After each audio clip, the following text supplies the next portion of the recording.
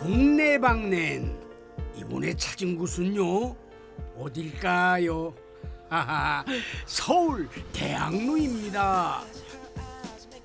공식적으로 대학로는 서울 종로구 종로 5가 사거리에서부터 해화동 로타리까지의 거리를 일컫는데요.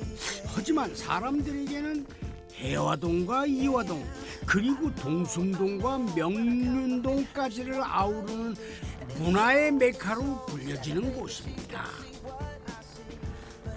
서울의 오랜 낭만을 전하는 마로니에 공원과 그 주변으로 흩어진 수많은 극장과 공연장들 그리고 예술적 감성 가득한 골목과 카페 거리를 걷다 보면은 이어지는 이화동 벽화마을까지 품은 대학로.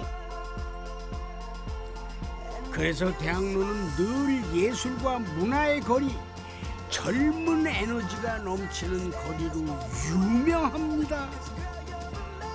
과연 동네 방네에는 오늘 또 어떤 모습의 대학로를 만나게 될까요?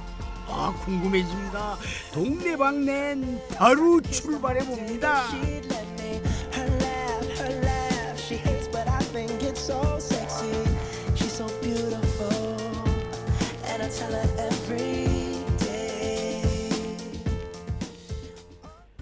오늘은 대학로라는 장소에 아주 잘 어울리는 한 사람이 제작진을 대학로 곳곳으로 데려다 준다고 하는데요. 누구일까 궁금하시죠? 아, 저도 궁금해집니다. 바로 연극에 살고 연극에 죽는다는 청춘의 연극 배우 유희리 씨라고 그럽니다. 그런데 희리 씨는 제작진과 만날 장소를 마로니에 공원으로 정했다고 하는데요. 특별한 이유가 있을까요? 마로니에 공원이 대학로의 중심이니까 이곳에서 뵙자고 말씀을 드렸고요. 또 대학로에 오시는 분들이 많이 놓치고 가는 게 많으셔서 제가 오늘 그걸 제대로 소개시켜 드리려고 여기서 뵙자고 말씀드렸습니다. 마로니에 공원길을 따라 성큼성큼 길을 걷던 배우 유희리 씨가 붉은색의 벽돌 건물이 인상적인 아르코 예술극장 앞에 멈춰 섰는데요. 이곳에 뭐 특별한 의미라도 있는 걸까요? 아르코 예술극장은요, 대학로의 거의 대표적인 극장이에요. 그래서 소개를 한번 시켜드리려고 했고, 또 아르코 예술극장하고 저기 보이는 아르코 미술관하고는 우리나라를 대표하는 되게 유명하신 김수근 선생님이 지으신 그런 건물인데, 이 붉은색 벽돌이 이제 좀 메카처럼 여겨져서 또 소개를 해드리려고 했습니다. 대학로는 사실 붉은 벽돌로 지은 건물이 유독히 많은데요. 바로 그 건물 대부분이 김수근 건축가의 손길에서 탄생됐습니다. 그런데 배우 유희리 씨의 마음을 사로잡은 아르코 예술극장의 매력은 무엇이었을까요? 아, 이게 처음엔 저도 잘 몰랐거든요. 근데 자세히 보면은 이제 벽돌이 튀어나와 있는 벽돌이 있어요. 이제 그 벽돌에 햇빛이 비춰졌을 때 그림자가 생기잖아요. 근데 햇빛은 시간마다 바뀌잖아요. 그러니까 매 순간 다른 그림자를 보는 거죠. 그러니까 저도 처음에는 그냥 막 지나쳤는데 그거를 딱 알고 나서 보니까 너무 멋있는 거예요. 그래서 자주 이렇게 보게 되더라고요. 건축가 김수근의 손을 거친 건축물들을 빛과 벽돌이 짓는 시라고 말하는데요. 배우 유희리 씨의 마음에도 그 느낌이 닿았나 봅니다. 그런데 희리 씨는 원래 건축물에 관심이 많았나요? 극장을 제가 많이 다녀요. 그래서 공연을 보러 갈 때마다 소개가 되어 있어요. 그래서 처음에는 사실 모든 분들이 그렇듯이 자기 할 것만 하러 걸어 다니잖아요. 그래서 사실 관심을 못 뒀는데 그렇게 한번 소개 책자를 읽고 보니까 그때부터 눈에 들어오기 시작하더라고요. 네. 건축물로서의 아르코 예술극장을 좋아한다는 유희리 배우. 그녀의 무대가 바로 그 극장이 되는 날이 왔으면 좋겠네요. 유희리 배우가 소개하는 대학로, 이번에는 어딜까요? 그런데 몇 걸음 가지 않은 곳에 보이는 조형물 앞에 섰습니다. 이 작품이 맞습니까? 이 작품은 말나무라는 작품인데요. 이 말나무도 되게 많은 의미를 주는데 많은 분들이 그냥 지나가시면서 못 보시는 것 같아요. 이제 이거는 홍승혜 선생님 작품이고요. 자세히 보면 글자가 이렇게 나무에 매달린 열매처럼 생겼다고 해서 말나무예요. 특히 이응자가 약간 열매처럼 보이죠. 그래서 쭉 읽으면 예술은 삶을 예술보다 더 흥미롭게 하는 것이라고 써 있는데요. 모든 분들이 그렇겠지만 일을 오랫동안 하다 보면 초심을 잃을 때가 많잖아요. 저는 연극을 이제 8년 차인데 연극을 하면서 좀 이렇게 심란할 때마다 앞에 와서 좀 읽으면서 초심을 다잡는 그런 시간을 보내곤 합니다. 네, 맞아요. 대학로 아르코 예술극장 앞에 우뚝 선 작품 말나무를 만든 홍승혜 작가는 갇힌 예술이 아닌 열린 예술을 꿈꿨던 작가라고 하는데요.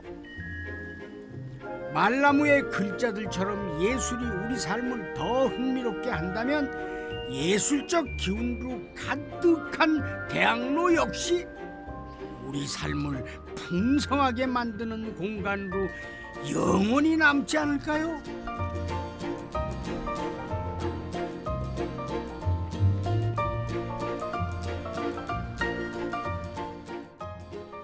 마로니에 공원을 떠난 유희리 배우, 꽤 가파른 길을 따라 올라가는데요. 유희리 배우가 가는 곳은 또 어디일까요? 네, 힘들게 가는 곳은 이화동 벽화마을입니다. 제가 이화동 벽화마을 꼭 소개시켜드리고 싶어서. 네. 사실 이화동 벽화마을의 역사는 꽤 오래됐습니다. 2006년 문화체육관광부가 세월 속에 낡고 방치된 지역의 환경 개선을 위해 시도한 도시예술 캠페인을 통해 이화동이 지금의 벽화마을로 바뀐 곳인데요. 당시에는 전국적인 유명세를 타면서 드라마나 영화의 배경으로 자주자주 등장하기도 했습니다. 하지만 문제도 많았죠. 관광객들이 모여들면서 일부 주민들과 마찰을 빚기도 했고 그 과정에서 벽화가 훼손되기도 했습니다. 안타깝고 아쉬운 일이죠. 유희리 배우도 그 벽화를 잊지 못한다고 합니다. 혹시 조용히 해달라고. 여기가 원래 진짜 예쁜 계단에 벽화가 있었는데요. 주민들이 이제 너무 시끄럽고 또 이렇게 뭐라고 하지? 피해가 많이 가서 지웠다고 합니다. 아쉽네요.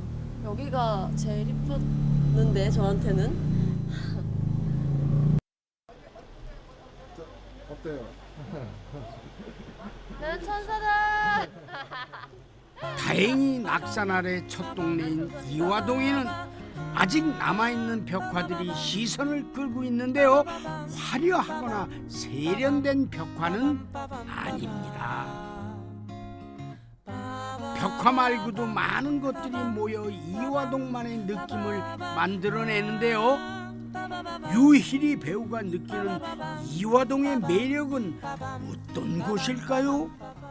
당연히 저는 이제 이화동 벽화마을이 매력적이라고 생각하는 이유 중에 하나가 이제 벽화뿐만 아니라 뭐 벤치나 우체통, 그다음에 뭐 전봇대, 계단, 이렇게 벽의 균열 같은 것들이 한꺼번에 주는 전체적인 그 이미지가 바로 이화동 벽화마을이라고 생각하거든요.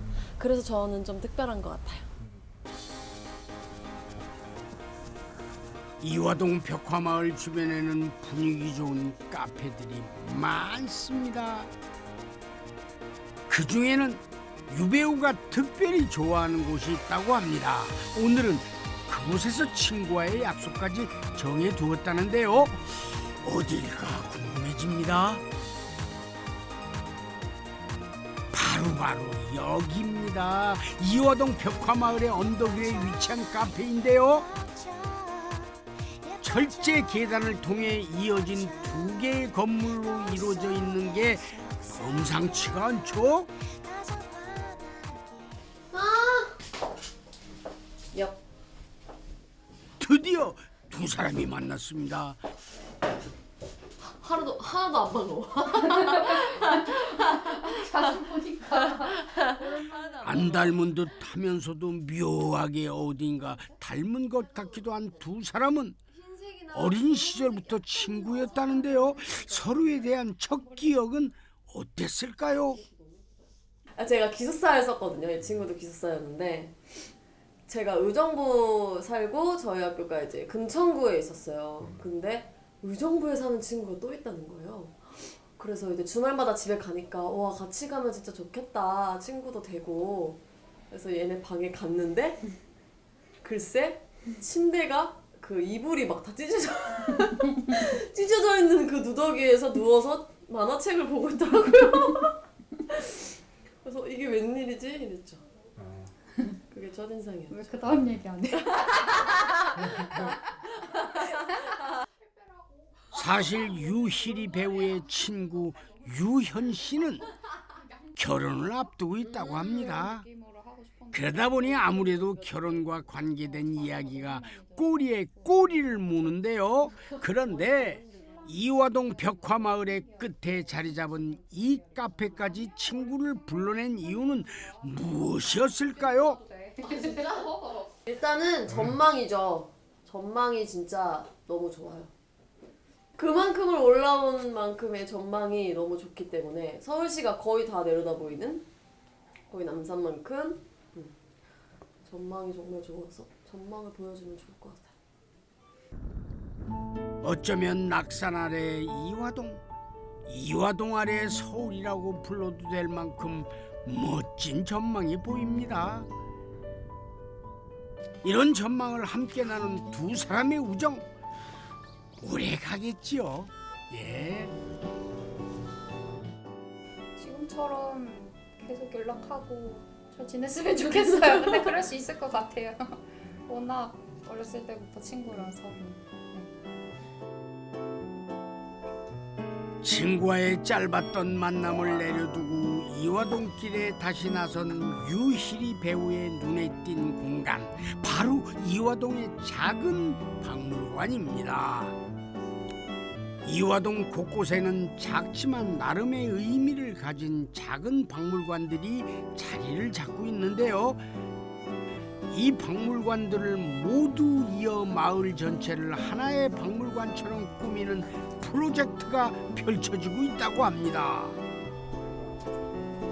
운 좋게도 동네방네인 제작진은 이른바 이화동의 마을 박물관 프로젝트를 총괄해온 최홍규 관장을 만날 수가 있었습니다. 사실 제작진도 예상하지 못했던 만남이었습니다. 카메라를 앞세운 제작진과 유희리 배우에게 박물관의 다양한 소장품을 소개해준 최홍규 관장. 사실 그는 이화동을 지켜온 토박이 주민은 아닙니다. 그래도 이화동과 인연을 맺은 지 어느덧 10년이 되어 간다는데요. 내가 이제 한 50이 되면 인생 이막을 살겠다. 그래서 강남에서 조금 사업을 좀 잘해서 돈을 모아서 대학 내 쇠떼박물관을 설립을 해서 20년을 운영하다가 2006년도에 문체부에서 벽화마을을 최초로 소액의 지명 공급 미술 프로젝트를 했어요. 그때 작가 한 사람으로 참여를 했어요. 이 마을을 보니까 박물관장, 컬렉터 입장에서 보니 이 이화동 마을은 보물단지, 보석 같은 존재였어요. 이거를 어떻게 보존을 할까? 근데 그때 이미 재개발 조합이 결성이 돼서 시행사가 결정됐는데 이제 문화재법 강화로 12층이 7층, 7층이 5층으로 낮아지면서 사업성이 악화되니까 시행사나 주민들 다 부담스러워서 15년 동안 방치되어 있던 것을 제가 들어와서 대안을 제시했어요. 최 관장은 하나하나 매입한 이화동의 주택을 박물관으로 활용하기 시작했다고 합니다. 그 과정을 통해 이화동 마을박물관, 최가 철물점 등의 박물관과 갤러리, 카페 등이 들어설 수가 있었다고 합니다. 그런데 궁금해집니다. 최관장의 마음을 사로잡은 이화동은 어떻게 시작된 동네일까요? 이화동은 태조 이상계가 도읍질 전에 무학대사가 북악산을 주산으로 해서 자총령 500호에서 인왕산, 낙산, 남산 이렇게 내사산에 둘러서 있는 분지예요. 그중에 이제 자총령에 속하는 낙산인데 여기는 그래서 어떤 역사적 가치, 지리적 가치, 경관적 가치, 무수히많은 가치가 있고 이 마을이 1958년도, 60년대 두 차례에 걸쳐서 조성된 국민주택 단지예요. 옛날에 이제 판자촌이었는데 사변직구 주택남과 이승만 대통령 초기 내각이 조성된 곳이에요. 그래서 디테일이나 이런 퀄리티나 이런 게 여전히 이화동이 가진 고유의 멋은 지켜내며 새로운 변화를 찾기 위해 동분서주한다는 최홍규 관장. 그에게 이화동만의 특별한 매력은 어떤 것인지 물었습니다. 요즘 뭐 경관 같은 경관적 가치만 놓고 보더라도 남산이나 북악스퀘어에서 보이는 뷰는 굉장히 원경입니다. 그래서 근데 이화동에서 보는 거는 목마르던 데가 130m고 여기 해발 125m인데 여기서 보는 서울 풍경은 가슴에 와 닿습니다. 그리고 과거와 현재가 공존하는 곳, 50년대 말에 지어진 타운하우스, 국민주택 단지와 그 지붕 너머로 보이는 고층 빌딩들. 그래서 여기 오면은 정말 모든 걸 다 느낄 수 있는. 그래서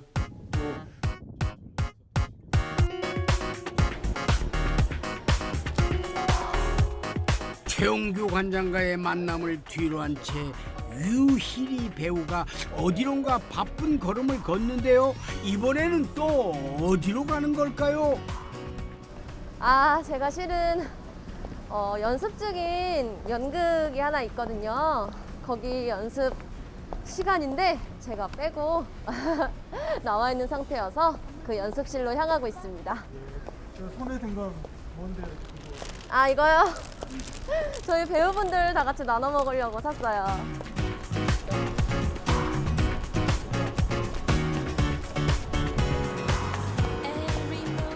드디어 도착한 연습실. 배우와 스텝이 함께 모여 작품 연습에 한창입니다. 그 코미디죠. 그런데 배우보다 더 몰입한 것 같은 한 사람, 바로 그가 어드벤처 프로젝트라는 공연단체를 이끌고 있는 김종석 연출가입니다. 그는 이번에 지난 3년간 준비해온 헬로 미스 미스터라는 작품을 무대에 올린다고 합니다. 어떤 내용일까요? 궁금해집니다. 3대에 걸친 한 가족에 대한 얘기인데요. 사랑에 가는 5가지 판타지 이야기를 잘 엮어서 만든 뭐 코미디, 판타지, 멜로 뭐 그런 이야기입니다. 코로나19의 위기 속에 많은 공연들이 무대를 지킬 수 없었던 올해, 김종석 연출과 그의 팀은 어땠을까요? 뭐 하시면 괜찮습니다. 저희는 다행스럽게도 공연을 올해 한 번 했어요. 코로나 중간에도 뭐 어려운 상황임에도 불구하고 그래도 그 시간을 어쨌든 그냥 버리고 견디기가 너무 힘들어서 저희끼리라도 한번 공연을 올려보자 해서 어쨌든 방역을 철저히 해서 한 7월 정도에 공연을 한 열흘 정도 가량 한 기억이 있습니다. 네. 연극의 메카이기도 한 대학로를 찾아온 동네방네. 이왕 들어온 김에 공연에 나설 배우들도 만나봅니다. 어떤 역할을 맡으신 거예요? 저는 우먼이라는 역할을 맡고 있습니다. 네. 그렇죠. 이제 주로 음식에만 맛보기만 있는 건 아니죠. 신뢰를 무릅쓰고 연극 장면에 나오는 대사 하나 부탁해 봅니다. 제가 엄마인데 제가 유배우를 기억을 못해요. 딸을 기억 못하는데 그러면 어르신은 어머니 손맛 기억나세요? 네. 라면 하는데 제가 이제 엄마 손맛을 이제 생각하는 그 장면 잠깐 보여드릴게요. 그래서 아유 우리 엄마는 김밥을 쌀 때 단무지랑 오뎅만 넣어가지고 이렇게 둘둘둘둘 말아가지고 숨풍숨풍 썰어가지고 입에 쑥 넣어줬는데 그게 그렇게 맛있었다고. 돌아가시 전에 많이 해달라고 할까요? 그게 좀 아쉽네. 아 뭐 다들 그런 거지 뭐. 뭐 이런 장면 있어요. 네. 대학로에는 정말 많은 것들이 있습니다. 건축가 김수근의 예술도, 이화동 벽화마을의 풍광도, 그리고 골목과 골목마다 새롭게 피어나는 기운들. 그러나 그 중에서도 무대가 삶이고 삶이 곧 무대인 사람들을 빼놓을 수는 없을 것 같습니다. 그들에게 대학로는 어떤 곳으로 기억되고 있을까요? 벌써 그러면서 있어 온 지가 벌써 20년 정도 된 것 같습니다. 예. 저한테는 오히려 집보다 더 오래 있는 곳이죠.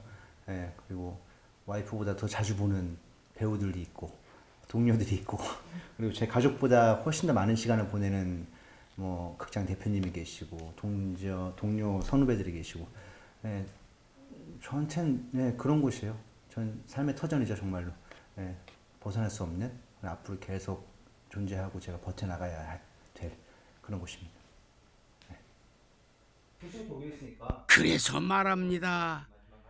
여전히 대학로에는 예술의 바람이 불고 있다고요. 그리고 또 말합니다.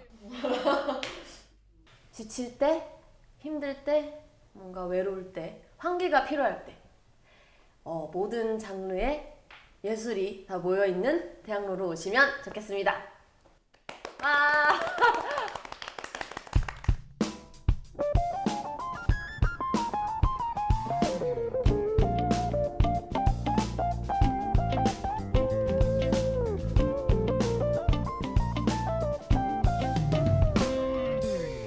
연극이 끝나고 난 뒤 혼자서 객석에 남아 조명이 꺼진 무대를 본 적이 있나요?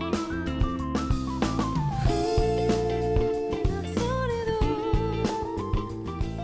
여러 가지 일들이 비대면의 일상. 저희가